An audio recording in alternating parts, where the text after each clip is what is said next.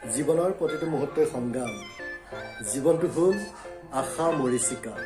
এটি টকাৰৰ ইপিঠি সুখ আৰু সিপিঠি দুখৰ সময়ত হাঁহিব পৰাজনেই হ'ল প্ৰকৃত মানুহ। আৰু সেই হাঁহিটোকে আপোনালোকৰ মুখত বিৰিঙাবলৈ আজি এই ভিডিঅ'টো লৈ আহিছোঁ। ভিডিঅ'টো আপোনালোকে শেষলৈকে চাব আৰু লাইক এটা কৰি দিব। আৰু যিসকলে মোৰ চেনেলত নতুনকৈ আহিছে সেইটো ছাবস্ক্ৰাইব কৰি দিবলৈ কিন্তু নাপাহৰিব। আহক আজি ভিডিঅ'টোলৈ আগবাঢ়ি যাওঁ। আমাৰ ওচৰৰ ঘৰৰ দাদা আৰু বৌ পূৰা কাজিয়া লাগি আছে, পূৰা কাজিয়া, তামাম কাজিয়া। দাদাই কৈছে নাথাকোঁ মই তোৰ লগত, মই মৰিব যাওঁ। বৌয়ে কৈছে যা যা তই মৰগৈ, ক'ত মৰগৈ, যা ওলাই যা তই ঘৰৰ পৰা। দাদাই কৈছে নাই মই মৰিমেই গৈ, যা আজি মৰিমেই গৈ।